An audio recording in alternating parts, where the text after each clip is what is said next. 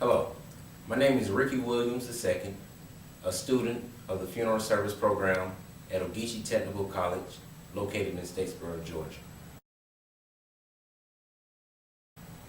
A man once posed the question, if money was of no object, what could you see yourself doing every day? After compiling a mental list, I found funeral service to be at the top of this list. I find myself to have an affinity to help others. And throughout this life, I've had no greater joy, no greater love, no greater fulfillment than when I'm helping and assisting families who find themselves upon the ship of bereavement. So at the age of 17 in 2007, I entered into my purpose for design. I began working at a local funeral home back in Augusta, Georgia. So to be sure that funeral service was my absolute calling, when it was time to go off to college, I chose to study engineering.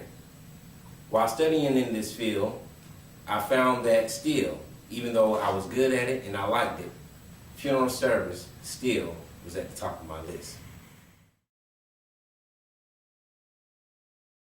But while my tenure at college studying engineering, I met a gentleman who became very influential in my life. A gentleman by the name of the Reverend Craig R. Trimble of the Craig R. Trimble Funeral Homes in Statesboro, Georgia. A man who I consider a brother, a mentor, most importantly, a friend. He helped nurture my young, rambunctious spirit in the funeral service industry. He taught me that one of the most important things is to have credibility, which means if you're unlicensed, you're unlearned. And that pursued me to go to school and get licensed so that I can have credibility. For what is a talent without credibility? When thinking back over my life and about the mistakes I've made, one mistake comes to mind, and it's when I wrecked my father's car after only being able to drive it for maybe 2 or 3 days. I had just got off work and I wanted to go to the mall, so I decided to go to the bank to deposit some money.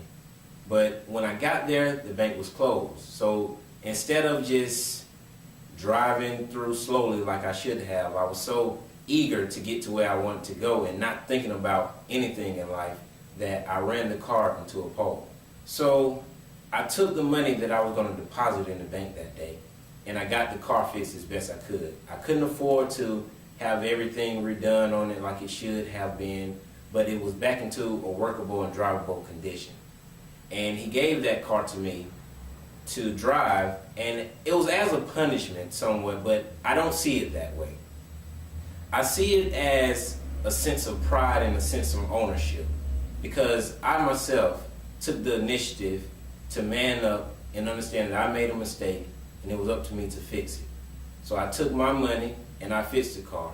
Although the car had a different color fender and than the rest of the car and a cracked grille, I still rode around with my pride because I knew that I had a situation that I got myself into that could have been avoided, but I took the proper steps to get it fixed. In closing, I like to revisit my mentor. For there's something that he told me during one of our conversations. He told me that this is not a regular job. This is not a 9 to 5. It's not something that you do. It's something that you are. So every day before I step out, I recite this. Dear God, as I journey into this sea of hurt, complemented with sorrow, allow the words that I utter to be guided by you, as to fall as soft as petals from shaken lilies. Allow my actions and mannerisms to invoke a fragrance of healing, love, and peace amongst the brokenhearted. Give me the endurance to toil for long and odd hours, my family the understanding in my absence, while simultaneously wrapping them in your arms of comfort.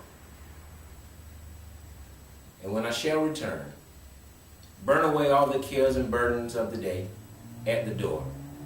And just as the phoenix emerges from the ashes, allow my ability to effectively cover my family emulate such as. And above all, make me the servant that you have called me to be, for I am the funeral director. Amen.